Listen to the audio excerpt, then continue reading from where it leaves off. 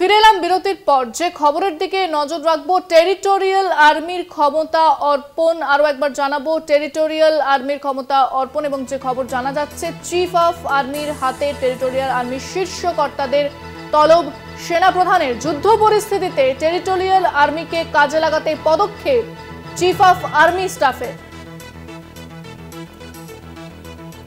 বিস্তারিত কথা বলবো, ফোনে রয়েছেন আমাদের বিশেষ প্রতিনিধি দীপ্তিমান ভট্টাচার্য। দীপ্তিমান, ঠিক কি জানা যাচ্ছে বিষয়?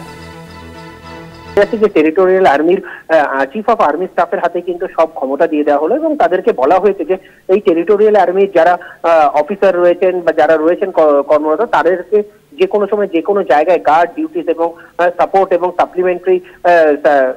সাপ্লিমেন্ট করার জন্য যেখানে যেখানে যা যা দরকার তাদের যাতে ব্যবহার করা হয় এবং সেই ব্যবহারের পুরো ক্ষমতা দেওয়া হয়েছে কিন্তু চিফ অফ আর্মি স্টাফের ওপরে। ইন্দ্রাণী, একেবারে ধন্যবাদ দীপ্তিমান। কথা বললাম প্রতিনিধি দীপ্তিমান ভট্টাচার্যের সঙ্গে। টেরিটোরিয়াল আর্মির হাতে ক্ষমতা এবং ক্ষমতা অর্পণ চিফ অফ আর্মি স্টাফকে।